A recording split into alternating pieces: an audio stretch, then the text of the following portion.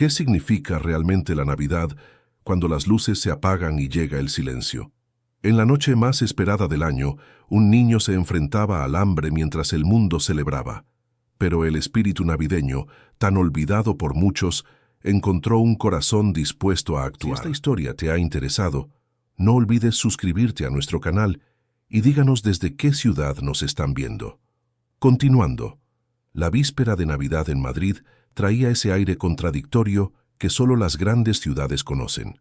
Las calles del barrio de Lavapiés brillaban con adornos coloridos colgados de las farolas, luces parpadeando en los escaparates de las tiendas y el sonido de villancicos resonaba por los altavoces de los grandes almacenes. El comercio bullía con gente cargando bolsas llenas de regalos, los rostros iluminados por la expectativa de la cena que se aproximaba. Había un olor a roscón de Reyes en el aire, mezclado con el aroma de café recién hecho que se escapaba de las panaderías y cafeterías esparcidas por las aceras concurridas. Pero no todo era luz y alegría en aquella noche que precedía a la Navidad. En la esquina de la calle de Argumosa, con la calle de Lavapiés, justo enfrente de una pequeña panadería llamada Pan Nuestro, un contraste doloroso se revelaba a los ojos de quien quisiera realmente ver. Allí, una niña menuda, de no más de 4 años, luchaba por levantar un saco de harina que pesaba casi tanto como ella.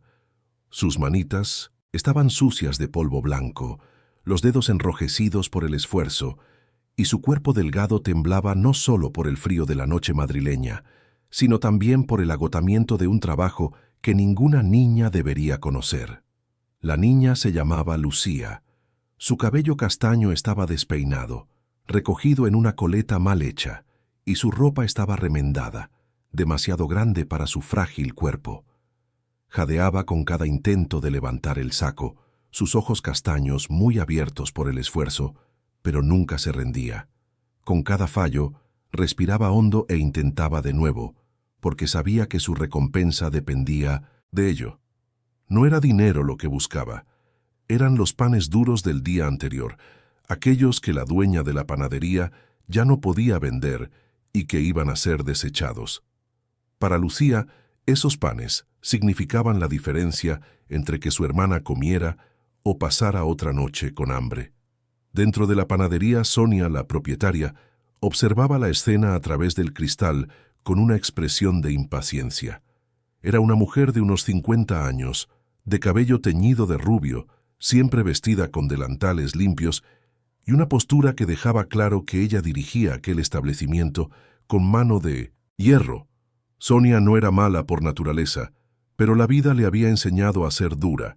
Viuda desde hacía 10 años, había criado sola a 2 hijos mientras mantenía el negocio en funcionamiento, y aquello la había dejado con poca paciencia para las debilidades ajenas. Abrió la puerta de la panadería y gritó, su voz cortando el aire frío de la noche. «Trabaja más rápido si quieres el pan, niña. No tengo toda la noche». Lucía bajó la cabeza, asustada por el tono áspero, y redobló sus esfuerzos. Sus bracitos temblaban violentamente mientras intentaba arrastrar el saco por el suelo, ya que levantarlo estaba más allá de sus fuerzas.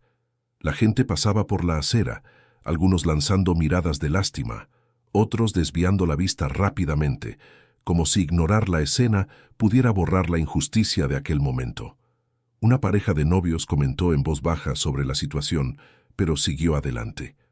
Una anciana suspiró y negó con la cabeza, pero no se detuvo. Todo el mundo tenía prisa, todo el mundo tenía sus propios problemas, e interferir en los asuntos ajenos era algo que la vida en la gran ciudad enseñaba a la gente a evitar. Fue en ese momento que Antonio Figueroa dobló la esquina. Antonio era un hombre imponente.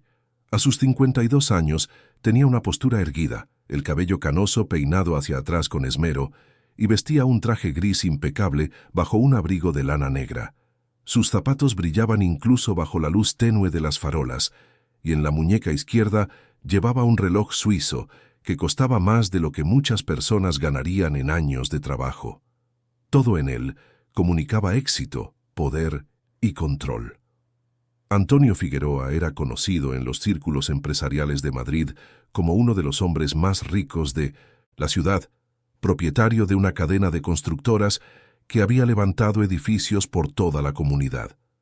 Pero detrás de aquella fachada de éxito había una historia que pocos conocían. Antonio era un hombre profundamente solitario. Su mansión en el barrio de Salamanca, con sus 5 dormitorios, piscina climatizada y jardín diseñado por un paisajista de renombre, estaba siempre vacía.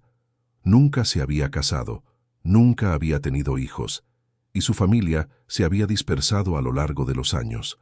Su único hermano vivía en Andalucía y apenas se hablaban. Sus fiestas de fin de año las pasaba siempre solo, en 1980, compañía de libros y una botella de vino, observando la ciudad iluminada desde la ventana de su despacho. Aquella noche, Antonio venía de una reunión en un hotel cercano. Era una de esas reuniones benéficas a las que su posición le obligaba a asistir, donde empresarios ricos se reunían para cenar caro y discutir donaciones que servían más para aliviar impuestos que para ayudar realmente a alguien. Se había ido antes, cansado de las conversaciones vacías y las sonrisas falsas, y había decidido caminar un poco antes de llamar a su chofer. Solo quería tomar un café rápido, sentir el movimiento de la ciudad, recordar que había vida más allá de las salas de reuniones y los contratos millonarios. Fue entonces cuando vio a Lucía. Antonio se detuvo en medio de la acera como si le hubieran dado un puñetazo en el estómago. La respiración se le quedó atrapada en la garganta. Allí, justo enfrente de la panadería iluminada por luces navideñas, estaba una niña que apenas podía mantenerse en pie, intentando desesperadamente arrastrar un saco de harina que era más grande que ella. Sus manos comenzaron a temblar. Algo en aquella imagen lo golpeó con una fuerza que no esperaba, que no estaba preparado para sentir. De repente ya no era la calle de Argumosa lo que veía. Era una calle de tierra en Vallecas, en la periferia de Madrid. Hacía más de 40 años. Él era el niño de 7 años con ropa rota, pies descalzos, el estómago rugiendo de hambre, parado en la puerta de una panadería pidiendo cualquier cosa que pudieran darle. Recordaba la forma en que la gente lo miraba, con esa mezcla de lástima y desprecio, como si fuera menos que humano por ser pobre. Recordaba la humillación de tener que suplicar, de tener que someterse a trabajos pesados solo para ganar sobras de comida. La voz de Sonia gritándole a Lucía lo trajo de vuelta al presente. «Esa holgazanería no sirve de nada aquí. Si quieres el pan, tienes que merecerlo». Antonio sintió que algo ardía dentro de su pecho. No era solo rabia, era una indignación profunda, visceral, que venía de un lugar que había cerrado con llave hacía décadas. Sin pensar, sus pies comenzaron a moverse. Cruzó la calle con pasos decididos, el abrigo ondeando tras él, y en pocos segundos estaba frente a la panadería. Lucía levantó los ojos asustada por la figura imponente que había surgido a su lado.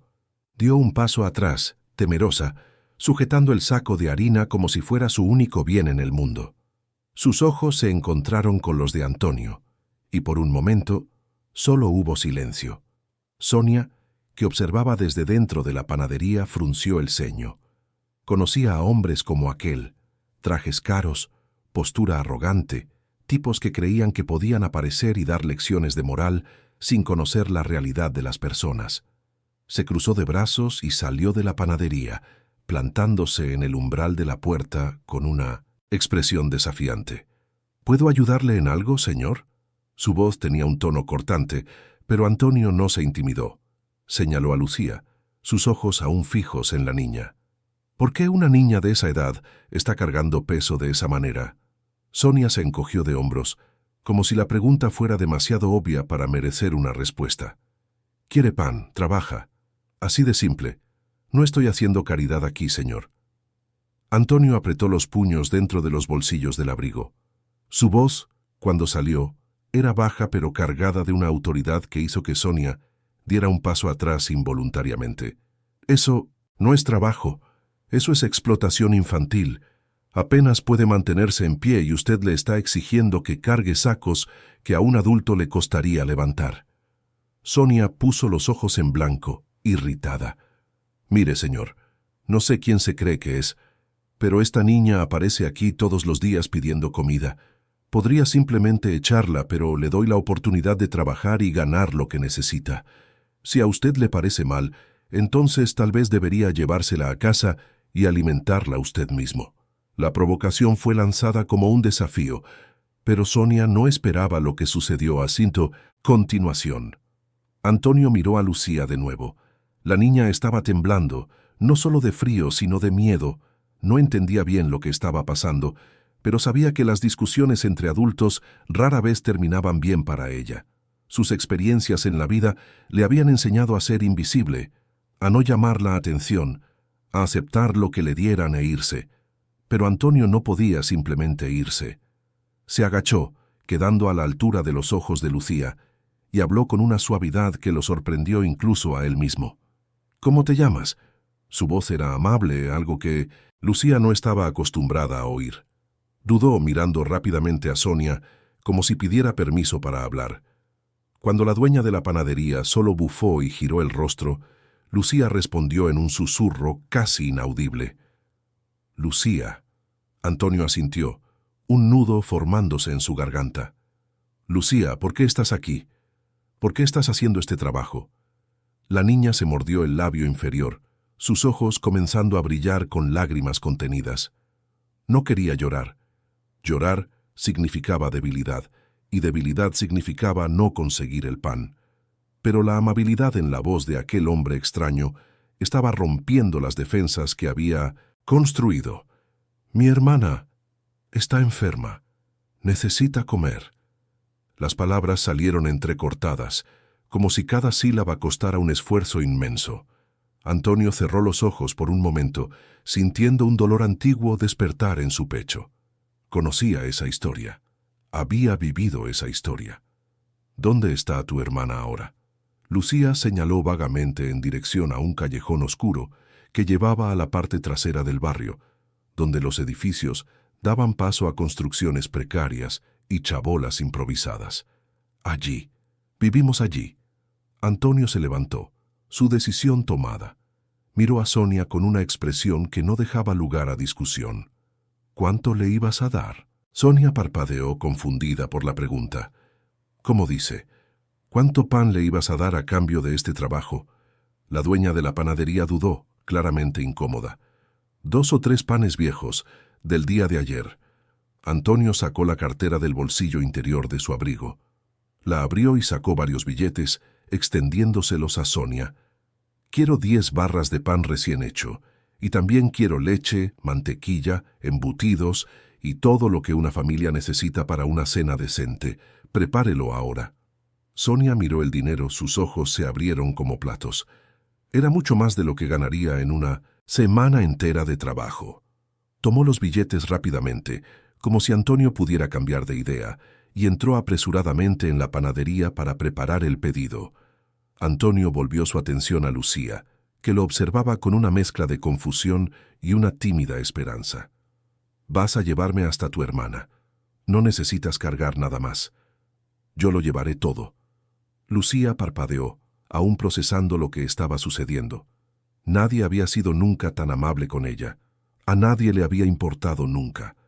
Asintió lentamente, todavía temerosa, pero algo en la mirada de aquel hombre le hacía sentir que tal vez podía confiar. Mientras esperaban a que Sonia preparara los alimentos, Antonio observaba a Lucía.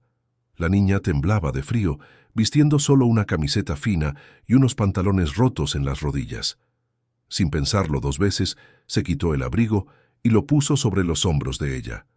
El abrigo era enorme, arrastraba por el suelo, pero era cálido y olía bien, y Lucía se envolvió en él con un suspiro de alivio. Sonia regresó con 2 bolsas llenas.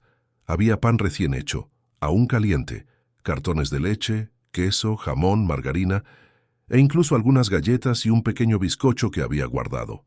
Entregó las bolsas a Antonio sin decir nada, pero había algo diferente en su mirada ahora. Tal vez fuera vergüenza, tal vez fuera solo la incomodidad de ver su crueldad expuesta tan abiertamente. Antonio tomó las bolsas y miró a Lucía. «Llévame hasta tu hermana». Caminaron por la calle de Argumosa, pasando por las tiendas iluminadas y la gente apresurada. Lucía iba delante, todavía envuelta en el abrigo de Antonio, y él la seguía de cerca, cargando las pesadas bolsas sin ningún esfuerzo. La gente los miraba con curiosidad, aquel hombre impecablemente vestido siguiendo a una niña de la calle, pero nadie dijo nada. Giraron en una calle más pequeña, luego en otra, hasta que el brillo de las luces de Navidad comenzó a desaparecer. Las aceras se hicieron más estrechas, los edificios dieron paso a casas sencillas y luego a construcciones aún más precarias. El olor también cambió. Ya no era roscón y café, era a alcantarilla mal cuidada, basura acumulada, humedad. Antonio conocía ese olor. Había crecido rodeado de él. Finalmente, Lucía se detuvo frente a una construcción que apenas merecía ser llamada casa. Era una chabola de madera y lona, apretujada entre otras chabolas similares, en un callejón, tan estrecho que dos personas apenas podrían pasar una al lado de la otra. No había puerta, solo una cortina vieja colgada en la entrada. Lucía apartó la cortina y entró. Antonio dudó un momento, luego la siguió. El interior era aún peor de lo que había imaginado. El espacio era minúsculo, quizás 3 metros cuadrados en total. No había muebles, solo un colchón fino en el suelo, cubierto con sábanas sucias, y sobre ese colchón, acostada de lado, había una niña que parecía tener unos 7 u 8 años. Su nombre era Ana.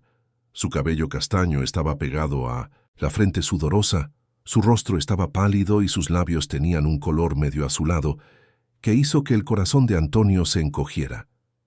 La niña respiraba con dificultad, el pecho subiendo y bajando de forma irregular.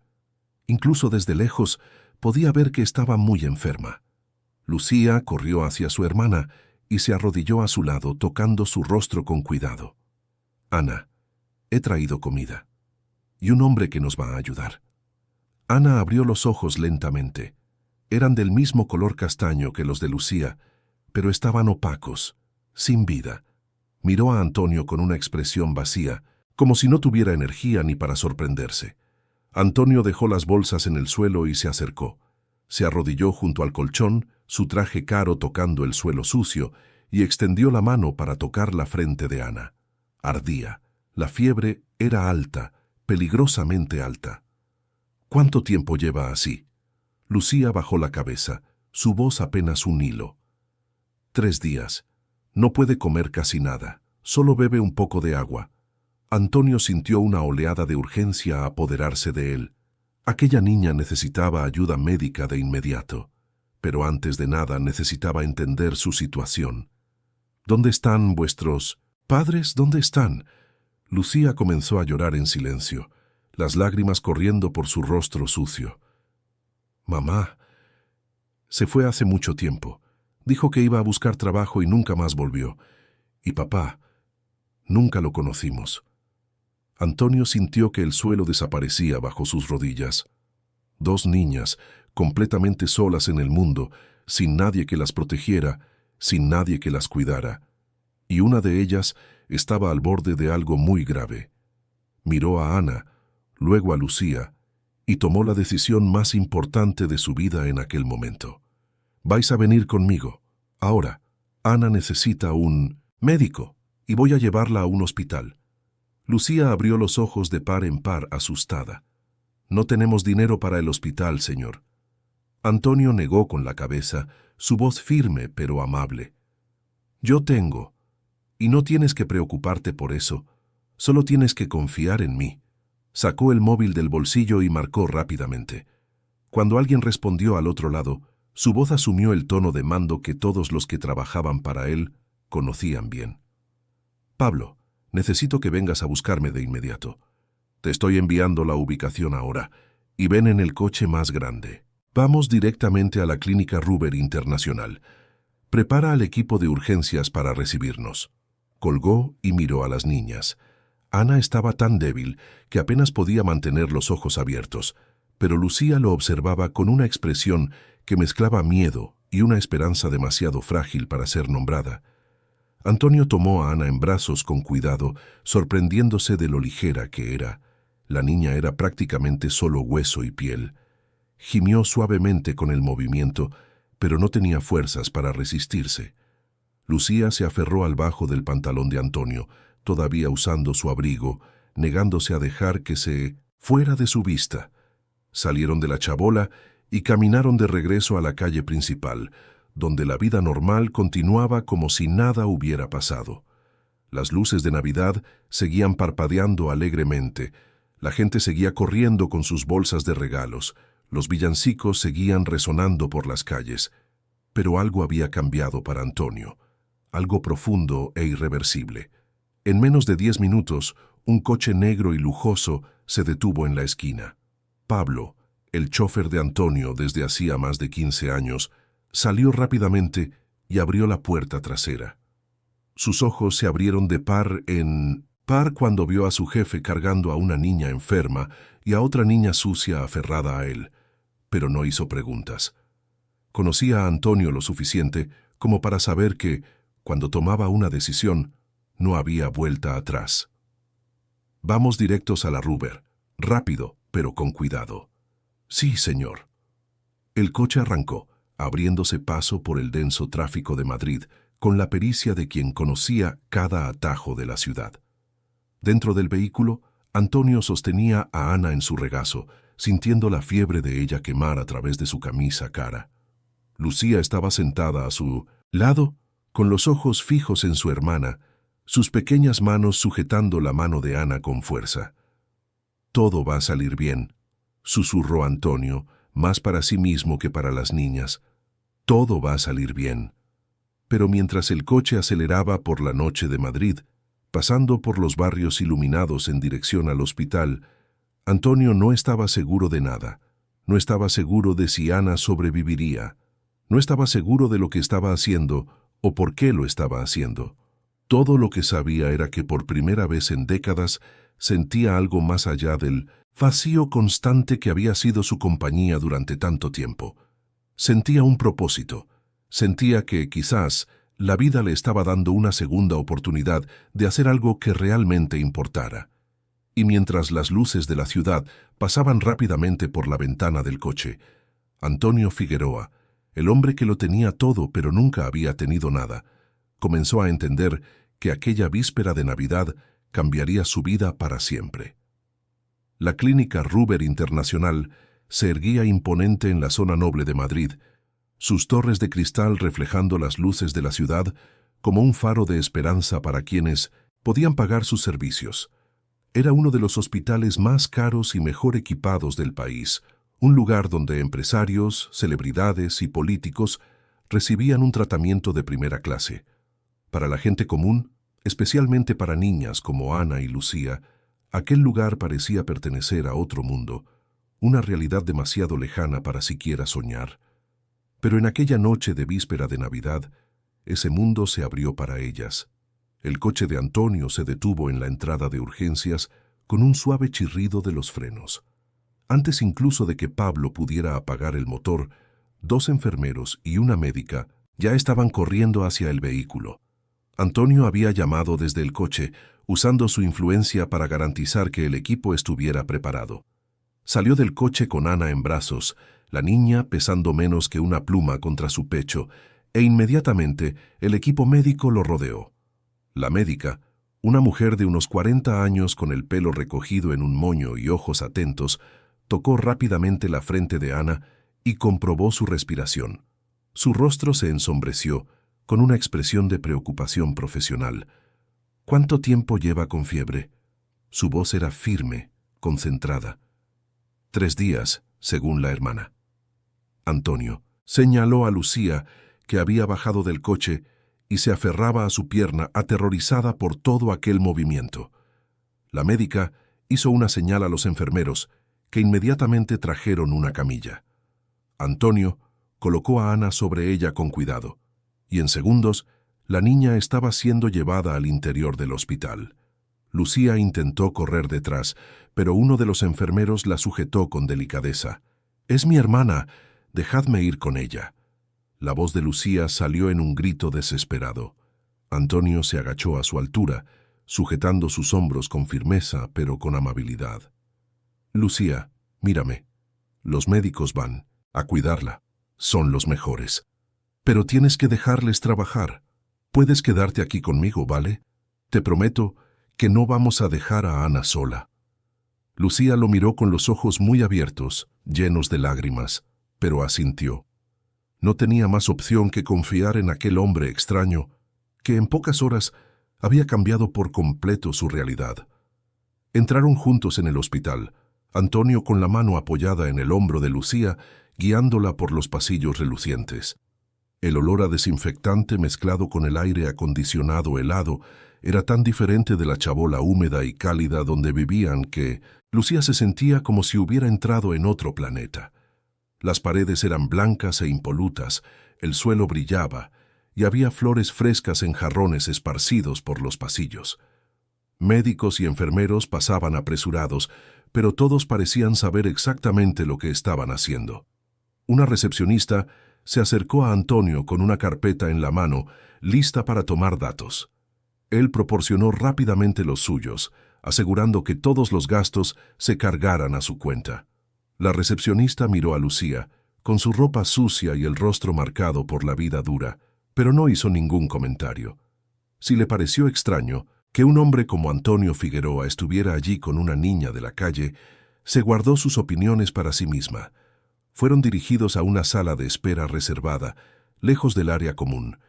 Era un espacio cómodo, con sofás mullidos, una televisión de pantalla grande con el volumen bajo, e incluso una mesa con café, té y galletas. Lucía miró a su alrededor con los ojos muy abiertos, como si no pudiera creer que lugares así realmente existieran. ¿Tienes hambre?, preguntó Antonio amablemente. Lucía asintió tímidamente. Antonio le sirvió un vaso de zumo de naranja y puso algunas galletas en un plato pequeño. La niña lo tomó todo con manos temblorosas y comenzó a comer despacio, pero pronto el hambre pudo más y devoró las galletas en pocos segundos. Antonio le sirvió más y luego un poco más, observando con el corazón encogido cómo comía con la voracidad de quien no sabe cuándo será su próxima comida. Mientras Lucía comía, Antonio se sentó en uno de los sofás y sacó el móvil del bolsillo. Su mente iba a 1000 por hora, procesando todo lo que había sucedido en las últimas horas. Él, que había pasado los últimos 30 años construyendo un imperio empresarial, que tomaba decisiones que movían millones de euros todos los días, que negociaba con políticos y empresarios poderosos, de repente se veía responsable de 2 niñas que ni siquiera conocía. Y la parte más sorprendente era que no se arrepentía. De hecho, por primera vez en mucho tiempo, sentía que estaba haciendo algo verdaderamente importante.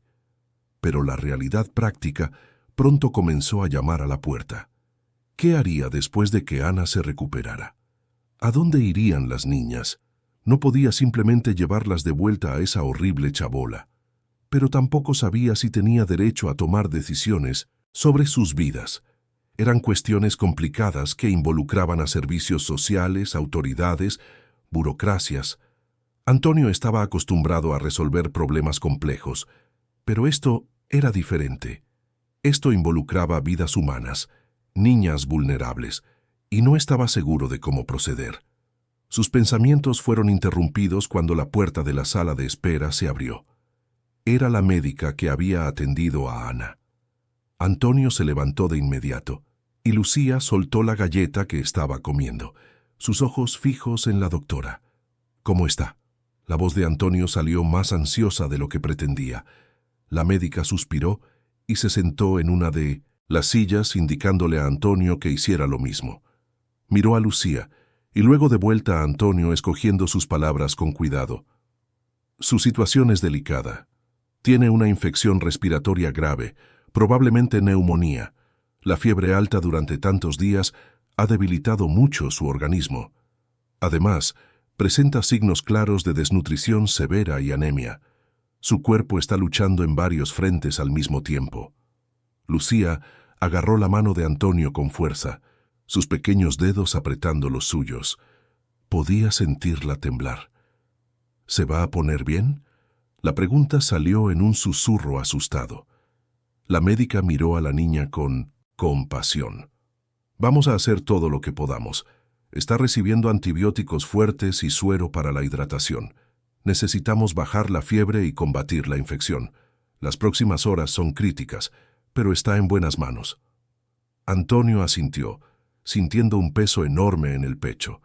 Miró a la médica y preguntó en voz baja: ¿Puede recibir visitas? Todavía no. Necesita descansar y dejar que los medicamentos hagan efecto, pero en cuanto sea posible os avisaré. La médica hizo una pausa y luego preguntó con voz suave: ¿Son familia? La pregunta tomó a Antonio por sorpresa. Miró a Lucía, que lo observaba con aquellos ojos castaños llenos de esperanza y miedo, y sintió que algo se movía dentro de él. Familia. Él no tenía una, no desde hacía décadas, pero allí, en ese momento, con aquella niña sujetando su mano como si él fuera la única cosa sólida en un mundo que se desmoronaba, sintió algo que no sabía nombrar. Sí, la palabra salió antes de que pudiera pensarlo mejor. Sí, lo somos. La médica asintió, pareciendo satisfecha con la respuesta, y se levantó. Les mantendré informados de cualquier cambio. Intenten descansar un poco. Va a ser una noche larga. Se fue y Antonio se quedó allí sentado, aún procesando lo que había dicho. Lucía tiró de la manga de su camisa, sus ojos brillantes. «Has dicho que somos familia». Antonio la miró y sintió un nudo en la garganta. No sabía qué responder, porque él mismo no entendía por qué lo había dicho. Pero al mirar a esa niña, al ver la forma en que lo miraba con una confianza que no merecía pero que desesperadamente quería honrar, se dio cuenta de que tal vez, de alguna manera extraña e inesperada, era verdad. Sí, lo he dicho, y vamos a cuidar. Y de vosotras dos, te lo prometo. Lucía se arrojó a sus brazos en un abrazo apretado, y Antonio la sostuvo, sintiendo las lágrimas de ella mojar su camisa cara. Pasó la mano por el cabello despeinado de la niña, y por primera vez en décadas, permitió que sus propias lágrimas cayeran. Las horas se arrastraron en esa sala de espera. Antonio llamó a Pablo y le pidió que buscara ropa limpia para Lucía en una tienda que aún estuviera abierta, además de algunos artículos de higiene personal. Mientras esperaban, ayudó a Lucía a darse una ducha en uno de los baños privados del hospital. La niña estaba avergonzada al principio, pero Antonio llamó a una enfermera amable llamada Beatriz para que ayudara, y juntos consiguieron dejarla limpia y presentable. Cuando Lucía salió de la ducha, con ropa nueva y el pelo lavado y peinado, parecía una niña completamente diferente. Sus ojos castaños brillaban, sus mejillas habían ganado un poco de color con la comida y el calor del hospital, y por primera vez desde que Antonio la conociera, sonrió. Fue una sonrisa tímida, medio avergonzada, pero era genuina. «Estás preciosa», dijo él, y era verdad. Lucía bajó la vista. Claramente, no acostumbrada a recibir cumplidos, pero la sonrisa no desapareció de su rostro. Eran casi las 3 de la mañana cuando la médica regresó. Antonio se había quedado dormido en el sofá, con Lucía acurrucada a su lado, también durmiendo. El suave toque en la puerta lo despertó y se levantó rápidamente, con cuidado de no despertar a la niña.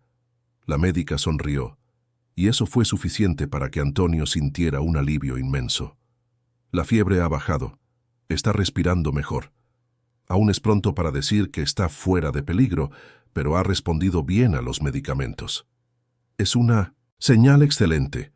Antonio dejó escapar un suspiro que no sabía que estaba conteniendo. ¿Puedo verla? Puedes, pero solo por unos minutos. Necesita descansar. Despertó a Lucía con delicadeza, y los dos siguieron a la médica por los silenciosos pasillos del hospital. Ya era Navidad. Técnicamente ya había pasado la medianoche. «Feliz Navidad», pensó Antonio con ironía. Pero tal vez, de una forma extraña, era realmente una Navidad especial. La más especial que había tenido en mucho tiempo. Ana estaba en una habitación privada, acostada en una cama de hospital con sábanas blancas e impolutas. Había un monitor a su lado, marcando sus latidos cardíacos a un ritmo constante y reconfortante.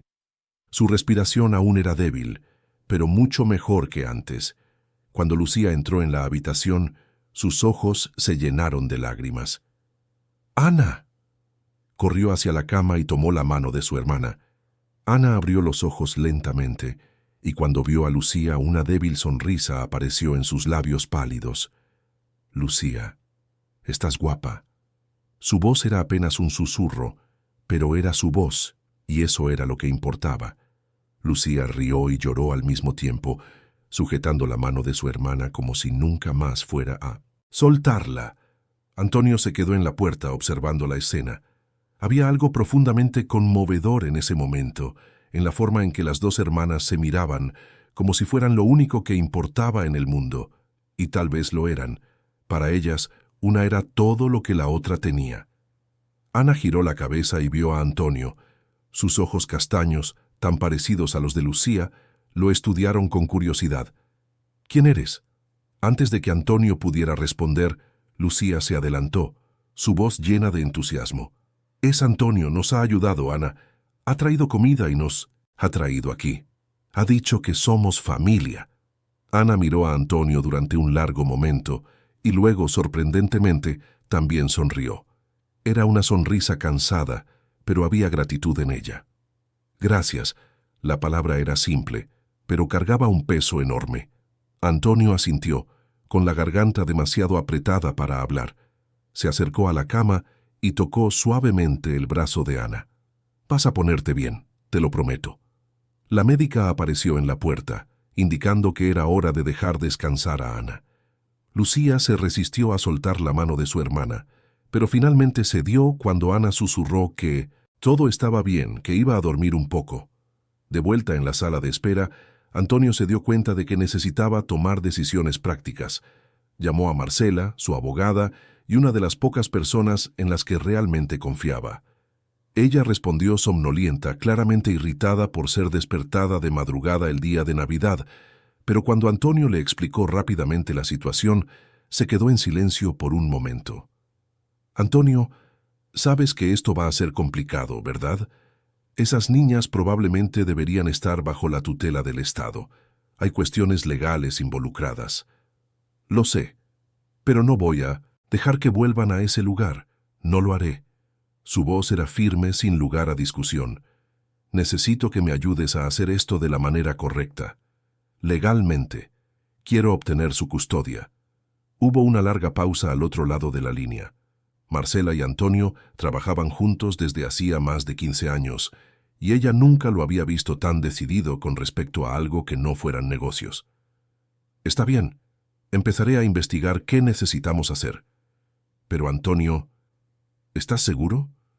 Esto va a cambiar tu vida por completo». Antonio miró a Lucía, que se había vuelto a dormir, en el sofá, envuelta en la manta que una enfermera había traído. Su expresión era pacífica por primera vez, sin el peso de la preocupación que había llevado desde que la conoció. «Estoy seguro». Colgó y se sentó junto a Lucía, observándola dormir. Su mente estaba llena de pensamientos, recuerdos y emociones que había guardado durante tanto tiempo que casi había olvidado que existían. Pensó en su propia infancia, en las noches que había dormido con hambre, con frío, sin saber si sobreviviría hasta el día siguiente. Pensó en la mujer que lo había ayudado una vez, que le había dado pan y algunas palabras amables que habían plantado una semilla de esperanza en su corazón. Aquella mujer nunca supo el impacto que tuvo en su vida. Probablemente ni siquiera se acordaba de él, pero él se acordaba. Y ahora, décadas después, la vida le daba la oportunidad de ser esa persona para alguien. La oportunidad de ser la mano extendida, el corazón generoso, la voz que dice «no estás solo». No sabía si estaba preparado, no sabía si sería un buen padre o tutor o lo que fuera que se estuviera convirtiendo para esas niñas, pero sabía que tenía que intentarlo, porque si no lo intentaba, si simplemente las dejaba volver a esa vida terrible, nunca se lo perdonaría. Fuera de la ventana, la ciudad de Madrid comenzaba a despertar al día de Navidad. Las primeras luces del amanecer pintaban el cielo de tonos rosados y dorados. En miles de hogares, las familias se despertaban para abrir regalos, preparar cenas, celebrar juntos. Y allí, En ese hospital, en una sala de espera silenciosa, un hombre solitario y dos niñas huérfanas formaban el inicio improbable de algo que tal vez, con tiempo y cuidado, podría convertirse en una familia de verdad.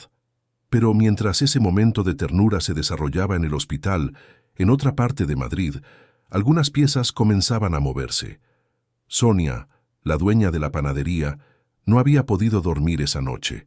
La escena que había presenciado, la forma en que aquel hombre rico la había confrontado, la manera en que se había llevado a Lucía, todo eso la había dejado profundamente incómoda. No era remordimiento, no exactamente. Era más una sensación de que algo grande había sucedido, algo que podría tener consecuencias. Conocía a Lucía desde hacía meses. La niña aparecía casi todos los días, pidiendo trabajo a cambio de comida. Sonia siempre había pensado que le estaba haciendo un favor, dándole a la niña la oportunidad de ganar algo en lugar de simplemente mendigar. Pero ahora, repasando la noche en su mente, comenzaba a cuestionarse. ¿Había sido cruel? ¿Había explotado a una niña vulnerable? ¿Y quién era ese hombre? ¿Qué haría con las niñas? Sonia se levantó de la cama y fue a la ventana de su pequeño apartamento encima de la panadería. Abajo, la calle de Lavapiés estaba tranquila, decorada con luces de Navidad que aún parpadeaban en la madrugada. Suspiró, sintiendo un peso en el pecho que no podía identificar. Si estuvieras en el lugar de Antonio, ¿habrías ayudado a las niñas o simplemente habrías seguido tu camino? Cuéntanoslo en los comentarios. Mientras tanto, en el hospital, Antonio finalmente permitió que el sueño lo venciera. Su último pensamiento consciente antes de quedarse dormido fue la sensación de la suave respiración de Lucía a su lado y la certeza de que, sin importar lo que sucediera a partir de ese momento, ya no estaba solo, y ellas tampoco. Los primeros rayos de sol del día de Navidad entraban por las ventanas de la clínica Ruber Internacional, trayendo una luz dorada que parecía llevar la promesa de nuevos comienzos.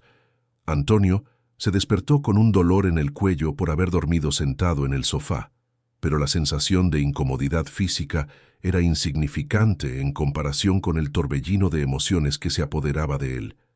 A su lado, Lucía aún dormía profundamente, finalmente descansando de verdad por primera vez en días, quizás semanas. Se levantó con cuidado para no despertarla y fue hacia la ventana. Abajo Madrid se extendía en todas direcciones, una metrópolis gigantesca que nunca dormía realmente. A pesar de ser Navidad, había coches en las calles, gente caminando, la vida sucediendo. Pero para Antonio todo parecía diferente esa mañana. Era como si estuviera viendo la ciudad por primera vez, con ojos que finalmente veían más allá de los números, contratos y negocios que habían definido su vida durante tanto tiempo. La puerta se abrió suavemente y entró una enfermera, la misma Beatriz que había ayudado con Lucía la noche anterior. Sonrió al ver a Antonio despierto. «Buenos días, señor Figueroa. He traído café y algunas cosas para el desayuno». Colocó una bandeja sobre la mesita de centro. «Y tengo buenas noticias. Ana ha pasado la noche estable. La fiebre no ha vuelto y está respondiendo muy bien a los antibióticos». Antonio sintió un inmenso alivio recorrerlo. «¿Puedo verla?» «Claro, la médica responsable ya ha autorizado visitas más largas, pero tal vez sea mejor dejar que la pequeña duerma un poco más». Beatriz miró a Lucía con ternura. Tuvo una noche difícil antes de conseguir quedarse dormida. Antonio asintió. Tomó el café caliente que Beatriz había traído, sintiendo la bebida calentar su cuerpo cansado. Mientras bebía, su mente comenzó a trabajar en las implicaciones prácticas de todo lo que había sucedido. El lunes sería día laborable y necesitaría poner en marcha una serie de acciones legales para asegurarse de que pudiera cuidar de las niñas adecuadamente. Pero antes de eso, necesitaba entender mejor su situación. ¿Quiénes eran sus padres? ¿Por qué habían sido abandonadas? ¿Había alguna familia que se pudiera encontrar? Sus reflexiones fueron interrumpidas cuando su móvil vibró. Era un mensaje de Marcela, su abogada. Ya había comenzado a trabajar, a pesar de ser festivo. El mensaje era largo, detallando los pasos necesarios para iniciar un proceso de custodia. Habría implicación de los servicios sociales, visitas de asistentes sociales, verificaciones de antecedentes, evaluaciones psicológicas. No sería fácil ni rápido, pero era posible. Marcela terminaba el mensaje diciendo que ya se había puesto en contacto con algunos conocidos que podrían ayudar a acelerar el proceso. Antonio respondió rápidamente, agradeciéndole, y luego se levantó para ir a ver a Ana. Cubrió a Lucía con la manta, asegurándose de que estuviera cómoda, y salió de la sala en silencio. La habitación de Ana estaba al final del pasillo. Cuando Antonio entró, encontró a la niña despierta, sentada en la cama con varias almohadas apoyando su espalda. Todavía estaba pálida, pero había más vida en sus ojos que la noche anterior. Una bandeja de desayuno estaba sobre la mesa junto a la cama, y Ana comía lentamente una tostada con mermelada. «Buenos días», dijo Antonio suavemente, para no asustarla. Ana lo miró y sonrió, una sonrisa pequeña, pero genuina. «Buenos días». Su voz aún era débil, pero más clara que antes. Antonio acercó una silla y se sentó junto a la cama. «¿Cómo te encuentras?» «Mejor». Ana tomó un sorbo de zumo de naranja. «Mucho mejor de lo que me sentía antes». Había tanto peso en esas simples palabras. Antonio podía imaginar el sufrimiento que había pasado en esos días de fiebre, acostada en ese colchón sucio, sin medicamentos, sin ayuda, solo con una hermana pequeña intentando desesperadamente mantenerla con vida. «Ana, necesito hacerte algunas preguntas. Puede ser difícil hablar de esto, pero es importante. ¿Está bien?» Ana asintió, dejando la tostada de nuevo en el plato. Sus delgados dedos jugaban nerviosamente con el borde de la sábana. «Tu madre, ¿cuándo fue la última vez que la viste?»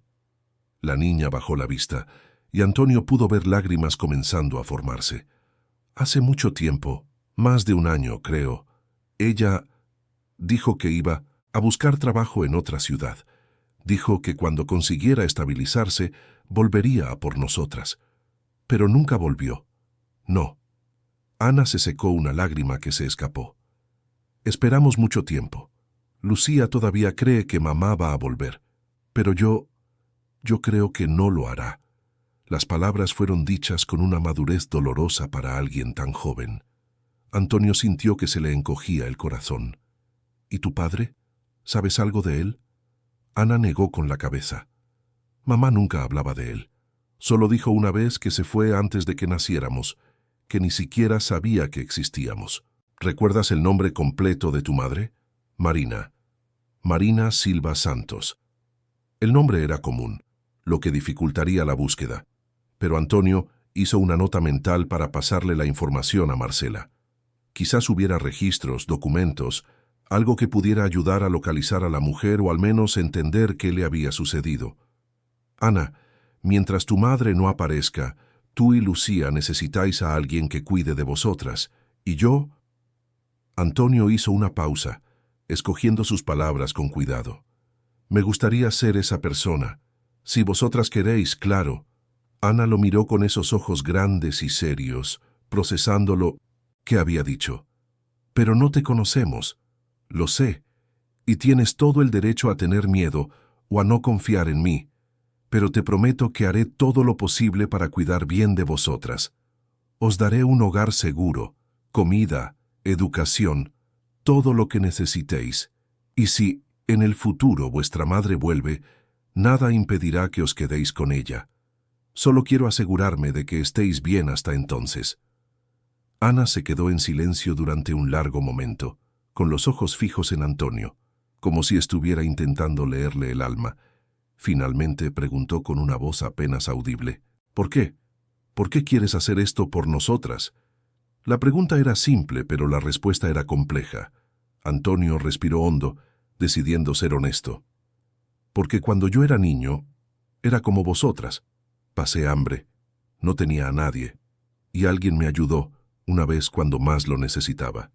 Esa ayuda cambió mi vida, me dio una oportunidad.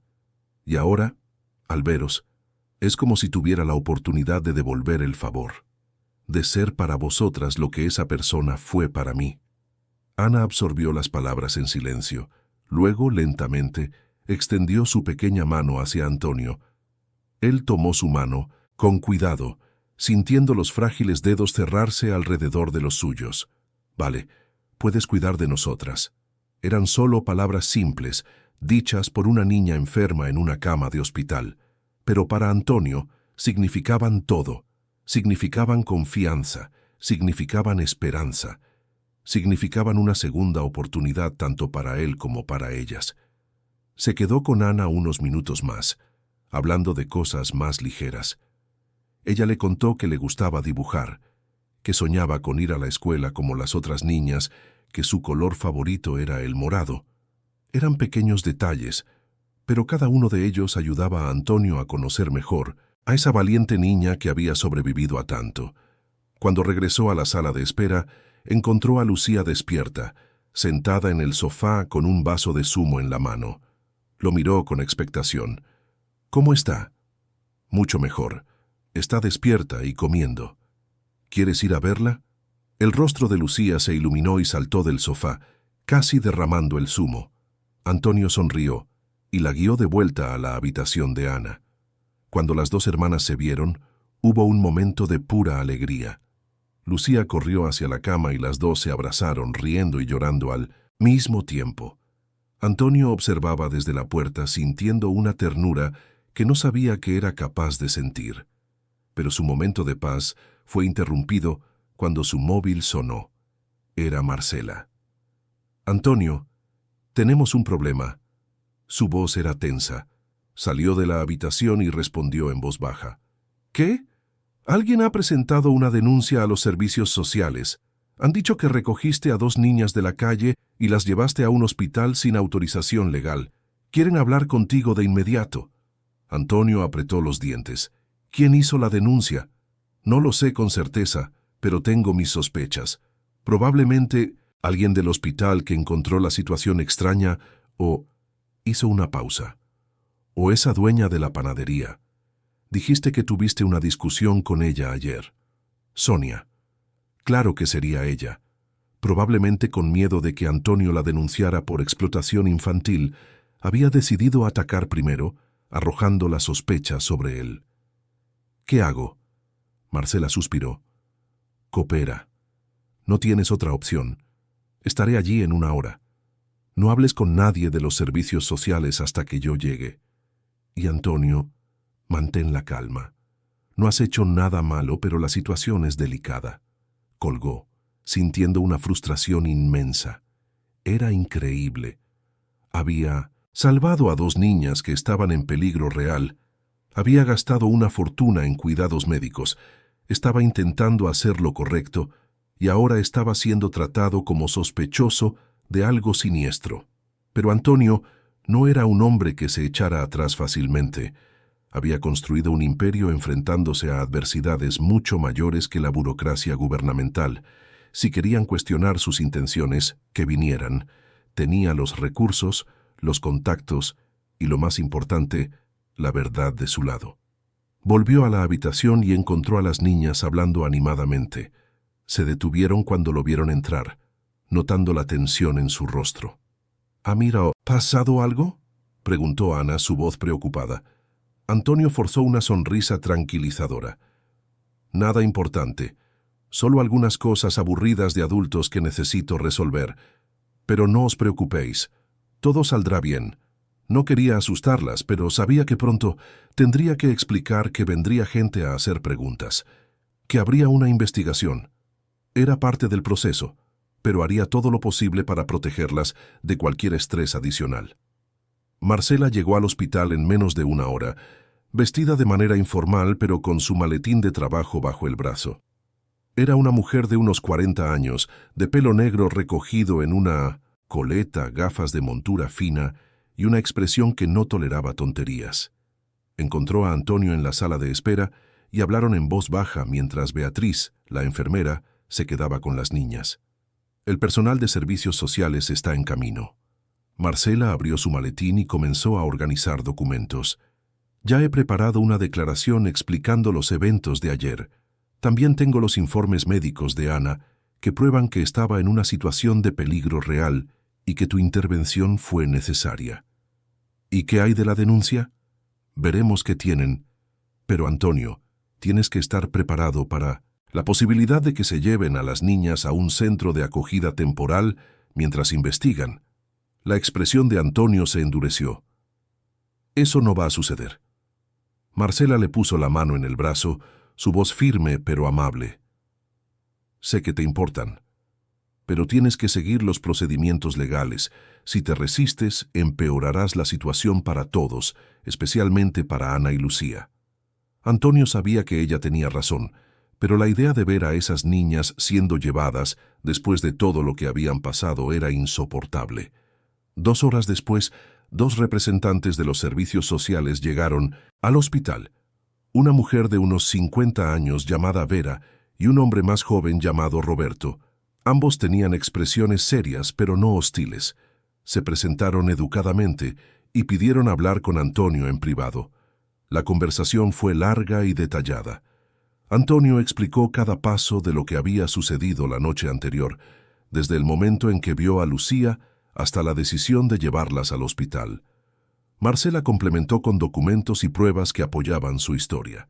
Los representantes hicieron preguntas sobre sus intenciones, sus antecedentes, su capacidad para cuidar de las niñas. Vera, la consejera de más edad, fue particularmente meticulosa. Quería saberlo todo. Finalmente se recostó en la silla y se cruzó de brazos. Señor Figueroa, entiendo que sus intenciones parecen ser buenas, pero debe entender nuestra posición. Aparecen 2 niñas en situación vulnerable, sin documentación adecuada, y un hombre rico que no conocían hasta ayer las lleva a un hospital. Es nuestra obligación investigar. Lo entiendo perfectamente, y estoy dispuesto a cooperar por completo. Pero estas niñas ya han sufrido suficiente. Necesitan estabilidad, no más trauma. Roberto, el consejero más joven, miró los documentos sobre la mesa. Las condiciones médicas de la mayor eran críticas. Si no hubiera intervenido, señor Figueroa, ella podría haber... Dejó la frase en el aire, pero el significado era claro. Vera suspiró. Vamos a necesitar hacer una evaluación completa de la situación. Necesitamos intentar localizar a la madre de las niñas, verificar si hay otros parientes y evaluar si usted es adecuado para ser su tutor temporal. ¿Cuánto tiempo llevará eso? Algunas semanas, tal vez un mes. Durante ese periodo, normalmente las niñas se quedarían en un centro de acogida. Antonio comenzó a protestar, pero Marcela lo interrumpió rápidamente. ¿Hay alguna posibilidad de una tutela provisional de emergencia? Dado que Ana todavía está en tratamiento médico y que separar a las hermanas causaría un sufrimiento adicional. Vera y Roberto intercambiaron miradas. Estaba claro que estaban divididos. Finalmente, Vera habló. Es posible, pero tendríamos que hacer visitas regulares y el señor Figueroa tendría que aceptar evaluaciones psicológicas tanto de él como de las niñas. Además, cualquier señal de que las niñas no están siendo bien cuidadas y serán retiradas de inmediato. Acepto todas las condiciones. Antonio no dudó. Y había otra complicación. Roberto hojeó sus papeles. Hemos recibido información de que había una situación de trabajo infantil involucrada. Una panadería en Lavapiés. Necesitamos investigar eso también. Sonia. Antonio sintió una sombría satisfacción. Su plan de echarle la culpa se había vuelto en su contra. Proporcionó todos los detalles que tenía sobre la situación en la panadería, y Marcela añadió que había testigos que podían confirmar la explotación. Después de otra hora de discusiones y papeleo, los consejeros finalmente aceptaron la tutela provisional con una extensa lista de condiciones. Antonio firmaría lo que fuera necesario. Solo quería asegurarse de que Ana y Lucía se quedaran con él. Cuando Vera y Roberto se fueron, Antonio se desplomó en el sofá de la sala de espera, exhausto. Marcela se sentó a su lado guardando los documentos. «Lo has conseguido», dijo ella con una media sonrisa. «Por ahora, al menos». «Es solo el principio, ¿verdad?» Ella asintió. «Va a ser una batalla larga, pero Antonio, ¿Estás preparado para esto? ¿Para cambiar tu vida por completo? Pensó en la pregunta. Su vida antes era vacía, solitaria, llena solo de trabajo y más trabajo. Ahora tenía a 2 niñas dependiendo de él, necesitándolo. Era aterrador, abrumador y completamente diferente a todo lo que conocía. Pero por primera vez en décadas, sentía que tenía un propósito real. Estoy preparado. Marcela sonrió, una expresión genuina esta vez. Entonces vamos a hacerlo bien. Necesitaré toda la información que podamos conseguir sobre Marina Silva Santos. Si está viva y se la puede encontrar, la encontraremos.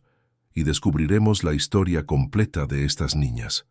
Antonio asintió, pero algo en el fondo de su mente lo inquietaba. El nombre Marina Silva Santos.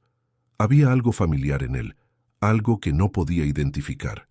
Era como un recuerdo en la punta de la lengua, una conexión que su cerebro intentaba hacer pero que aún no podía completar. Dejó de lado el pensamiento por ahora. Tenía cosas más inmediatas de las que preocuparse. Ana necesitaría quedarse en el hospital unos días más. Lucía también necesitaría seguimiento psicológico y médico. Y él necesitaría preparar su casa, su vida, para recibir a 2 niñas. Era Navidad, y en lugar de la soledad habitual, Antonio Figueroa se encontraba en medio del mayor desafío de su vida. Pero al mirar a las niñas, al ver las sonrisas tímidas que comenzaban a aparecer en sus rostros, sabía que no había otro lugar en el mundo donde prefiriera estar. Habían pasado 3 semanas desde aquella víspera de Navidad que lo cambió todo. La mansión de Antonio en el barrio de Salamanca, antes un mausoleo silencioso de éxito y soledad, ahora resonaba con voces de niñas, risas tímidas y el sonido de pequeños pasos corriendo por los pasillos de mármol. Ana había recibido el alta del hospital después de 10 días de tratamiento intensivo, y desde entonces las 2 hermanas se estaban adaptando a la nueva realidad de sus vidas. La transformación no había sido fácil. Ana todavía necesitaba seguimiento médico regular y medicamentos para fortalecer su sistema inmunológico, fragilizado por años de mala nutrición. Lucía tenía pesadillas frecuentes, despertándose en mitad de la noche, llamando a su madre, y tardaba un tiempo en calmarse de nuevo. Ambas estaban en terapia, trabajando para superar el trauma del abandono y la pobreza extrema que habían conocido. Pero había progresos. Ana había ganado peso, sus mejillas habían recuperado el color y sus ojos brillaban con una vivacidad que no existía antes. Pasaba horas dibujando con los materiales de arte que Antonio había comprado, creando mundos coloridos de fantasía donde siempre había familias felices y casas llenas de comida. Lucía era más habladora, menos asustadiza, y había desarrollado un apego particular por Antonio, siguiéndolo por la casa, como una pequeña y protectora sombra. Antonio, por su parte, estaba descubriendo aspectos de sí mismo que no sabía que existían. Había aprendido a hacer trenzas en el pelo de Lucía, aunque le quedaran torcidas. Había aprendido a leer cuentos infantiles con voces diferentes para cada personaje, haciendo reír a las niñas.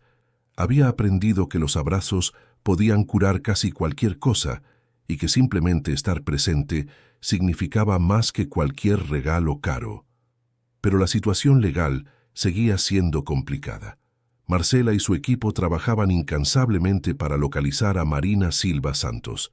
Habían descubierto que la mujer era natural de un pequeño pueblo del interior de Castilla-La Mancha que había venido a Madrid hacía casi 10 años en busca de trabajo. Los registros mostraban que había trabajado en varios empleos temporales: limpiadora, cocinera, empleada doméstica, pero nunca había permanecido mucho tiempo en ningún lugar. El último registro de empleo formal de Marina databa de hacía 18 meses, en una casa familiar en el barrio de Chamberí. Marcela había conseguido el contacto de los antiguos empleadores y había concertado una entrevista para esa tarde. Antonio decidió ir personalmente, llevando a las niñas con él. Quizás ellas pudieran recordar algo, algún detalle, que ayudara a armar el rompecabezas de la historia de su madre. La casa en Chamberí era elegante, una construcción de 2 plantas con un jardín bien cuidado. Quien los recibió fue doña Cecilia, una señora de pelo blanco y ojos amables que debía tener unos 70 años. Los invitó a entrar ofreciendo café y galletas mientras se sentaban en la sala de estar. Marina Silva Santos. Doña Cecilia repitió el nombre pensativamente. Sí, trabajó aquí casi 2 años. Era una buena mujer, trabajadora, pero siempre muy triste. Se podía ver que llevaba un gran peso en el corazón. ¿Sabe qué le pasó? ¿Por qué se fue?, preguntó Antonio manteniendo un tono cuidadoso. Ana y Lucía estaban sentadas a su lado, prestando atención a cada palabra. Doña Cecilia suspiró. Tenía problemas de salud que fueron empeorando. Empezó a tener dolores fuertes, faltaba al trabajo. Insistí en que fuera al médico. Incluso me ofrecía pagar, pero tenía miedo. Decía que no tenía los papeles en regla, que no podía buscar ayuda oficial porque temía perder a sus hijas. Las palabras golpearon a Antonio como un puñetazo. Marina tenía miedo de perder a sus hijas, probablemente porque ya estaba enferma, ya sabía que no podría cuidarlas adecuadamente. Las había dejado no por abandono, sino por un intento desesperado de protegerlas. ¿Tiene idea de a dónde fue? Doña Cecilia negó con la cabeza. Simplemente un día no volvió. Me preocupé. Intenté llamar, pero el número que tenía ya no funcionaba. Siempre fue muy reservada, nunca hablaba mucho de su vida personal, pero hubo una vez... La señora hizo una pausa, como si estuviera recuperando un recuerdo lejano. Hubo una vez que miró una foto antigua que yo tenía en la pared y se echó a llorar. Era una foto de la inauguración del 1900 Centro Comercial La Vaguada, allá por los años 80. Antonio sintió un escalofrío recorrerle la espalda. Centro Comercial La Vaguada. Su padre había trabajado en la construcción de ese centro comercial. Lo recordaba porque había sido uno de los últimos trabajos de su padre antes de desaparecer de su vida, cuando Antonio tenía solo 6 años. ¿Sería posible? Todavía tiene esa foto. Doña Cecilia se levantó y fue a una estantería, sacando un portarretratos polvoriento. Se lo entregó a Antonio. La foto era antigua y ligeramente descolorida, y mostraba a un gran grupo de trabajadores de la construcción posando frente a lo que sería el centro comercial, aún en obras. Decenas de rostros sonrientes, hombres con cascos y ropa de trabajo. Antonio estudió la foto cuidadosamente, su corazón acelerándose, y entonces lo vio. En la esquina izquierda de la foto, un hombre joven de unos 20 años, con una amplia sonrisa y unos ojos que Antonio reconocería en cualquier lugar. Era su padre, Carlos Figueroa, y a su lado, parcialmente oscurecida por otro trabajador, había una mujer joven. No llevaba ropa de construcción. Estaba claro que solo estaba allí visitando a alguien, una mujer con el pelo castaño largo y unos ojos que incluso a través de la mala calidad de la foto antigua le resultaban familiares. Antonio sintió que el mundo giraba a su alrededor. Esa mujer era demasiado joven para ser Marina, pero el parecido era impresionante. Giró la foto y vio algo escrito a mano en el reverso, casi borrado por el tiempo. Carlos F. y Carolina, junio de 1984.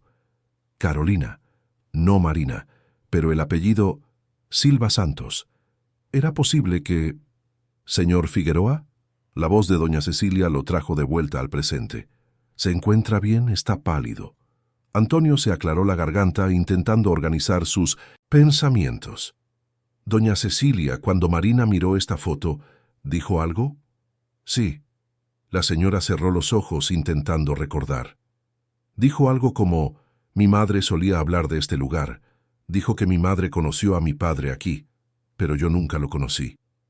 El rompecabezas comenzó a encajar en la mente de Antonio con una claridad aterradora. Carolina, la mujer de la foto, debió de tener una relación con su padre, Carlos, durante la construcción del centro comercial. Tuvieron una relación y ella se quedó embarazada.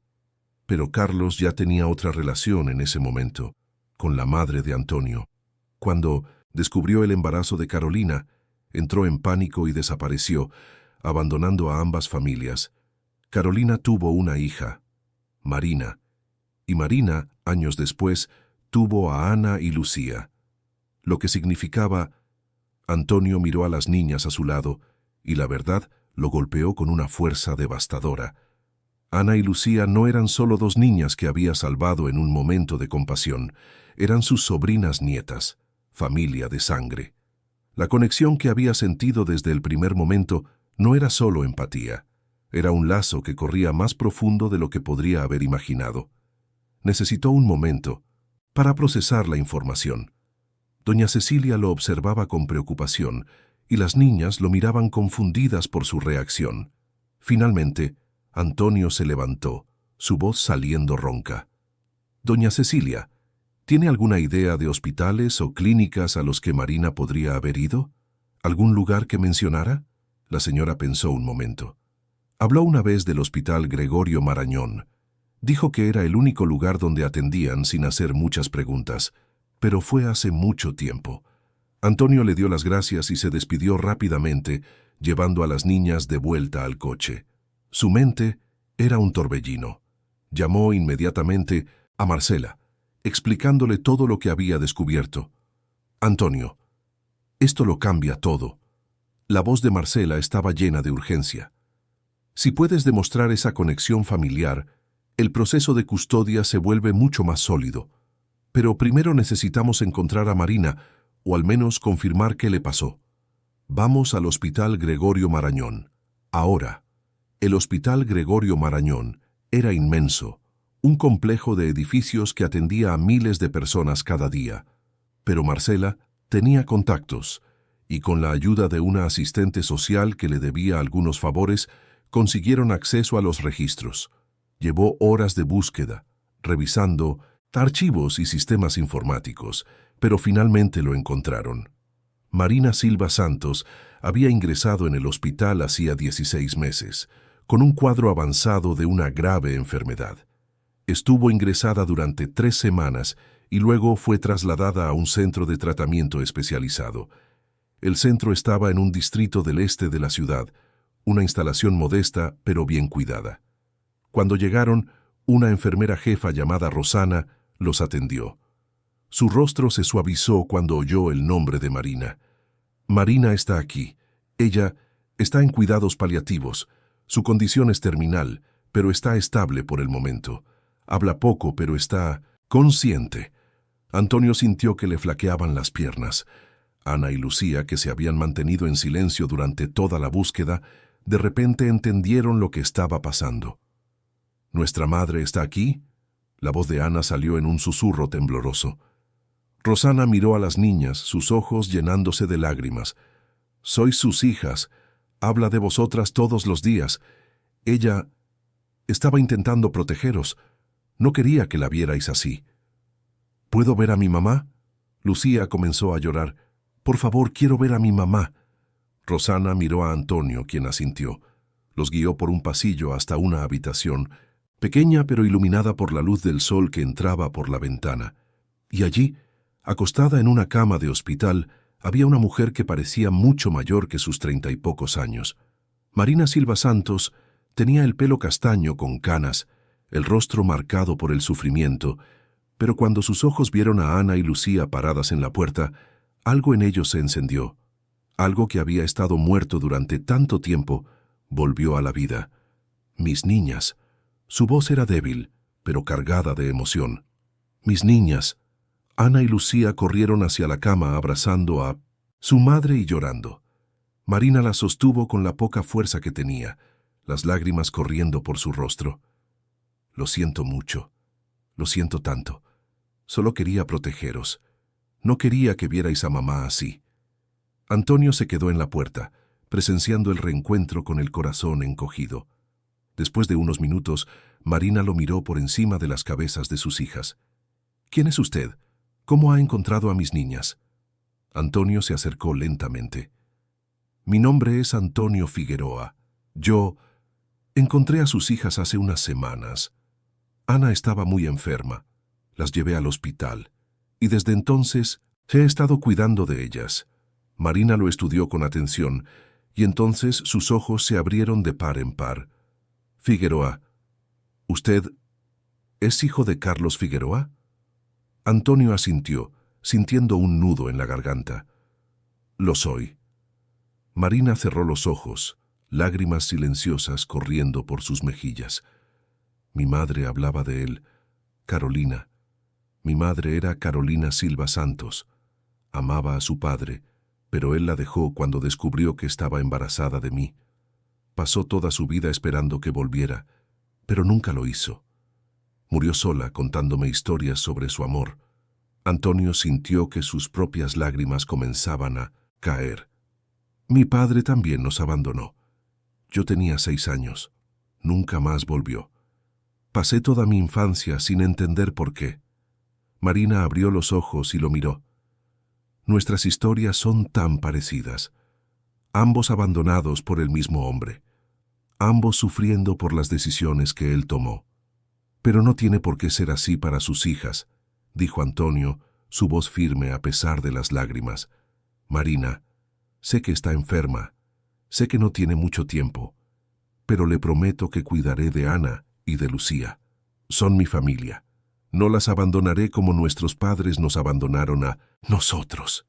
Marina lo miró durante un largo momento, estudiando su rostro como si intentara leerle el alma. Luego, lentamente, asintió. Puedo verlo en usted.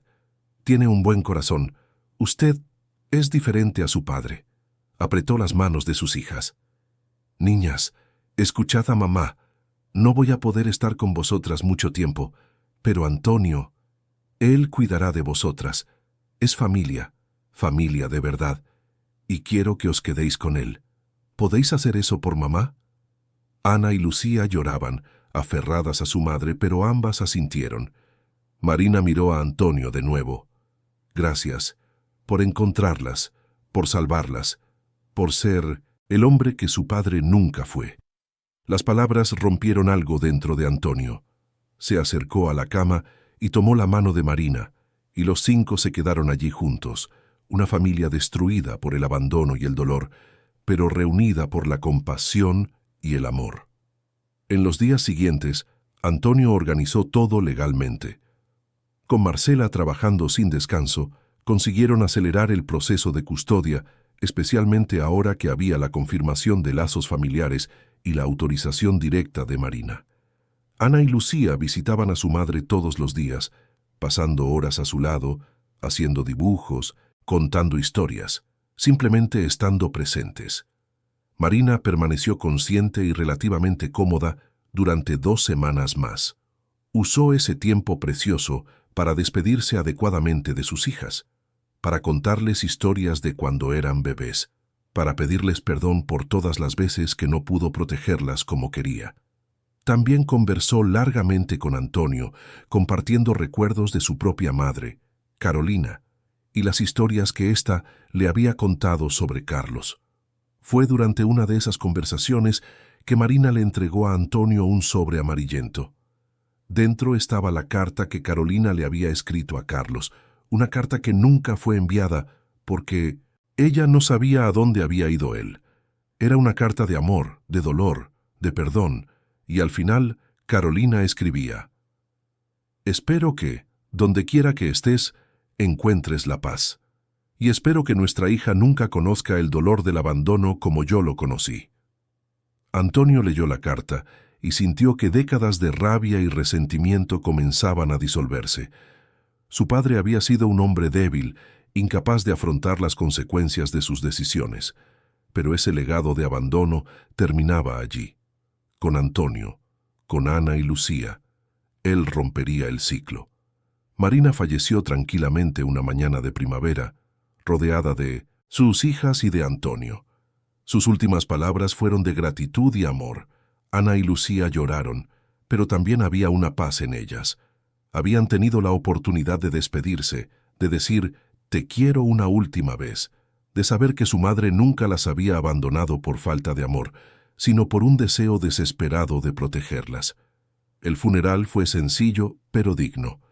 Antonio se aseguró de que Marina fuera enterrada junto a su madre, Carolina, reuniendo a las 2 mujeres que tanto habían sufrido por culpa del mismo hombre.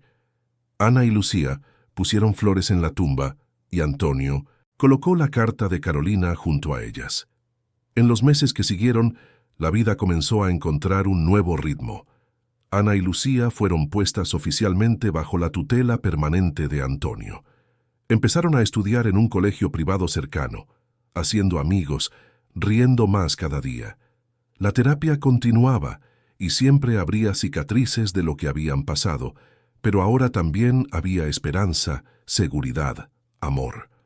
Antonio transformó una de las habitaciones de su mansión en un estudio de arte para Ana, donde pasaba horas creando mundos coloridos.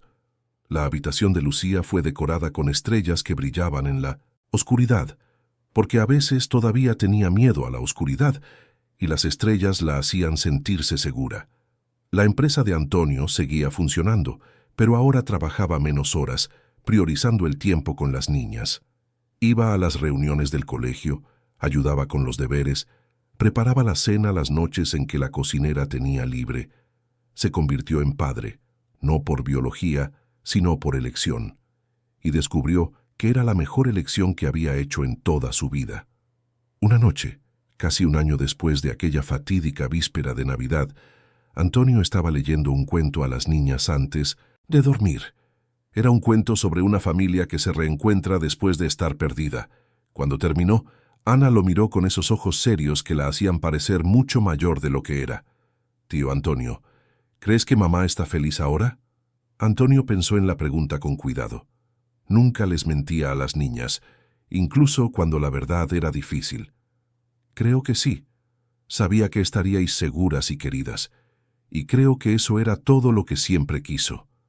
Lucía, que estaba casi dormida, murmuró somnolienta: «Te queremos, tío Antonio». Las sencillas palabras golpearon a Antonio como nunca antes. Besó la frente de cada una de ellas, su voz ronca por la emoción.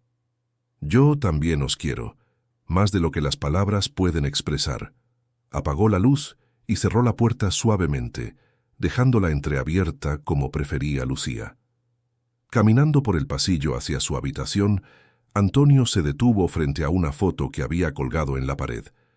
Era una foto nueva, tomada unas semanas atrás en el parque. En ella, él estaba en el centro, con Ana a un lado y Lucía al otro, todos sonriendo. Era una foto simple, pero significaba todo.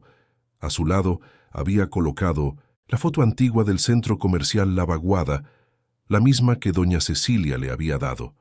Era un recordatorio de dónde había empezado todo, de las decisiones equivocadas que su padre había tomado y de la decisión que Antonio había tomado de no repetir esos errores. Aquella víspera de Navidad, cuando vio a una niña pequeña luchando por cargar un peso imposible, había pensado que estaba salvando a dos niñas. Pero la verdad era más profunda. Había salvado a una familia, su familia, y al hacerlo se había salvado a sí mismo. Afuera, la ciudad de Madrid continuaba su ritmo frenético. Pero dentro de esa mansión, en habitaciones llenas de dibujos coloridos y estrellas que brillaban en la oscuridad, tres personas que habían estado perdidas, finalmente, habían encontrado el camino a casa.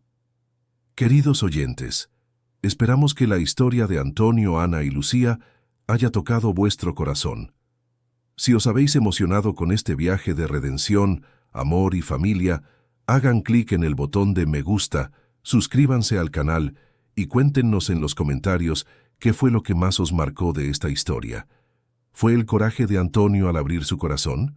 ¿Fue la fuerza de las niñas ante tanto sufrimiento? ¿O fue la revelación de los lazos familiares que los unían a todos? Todos los días traemos historias intensas como esta, que revelan el lado más profundo del alma humana y nos recuerdan que incluso en las situaciones más difíciles, el amor y la compasión pueden transformar vidas. Os esperamos en el próximo episodio con una nueva historia que removerá vuestras emociones.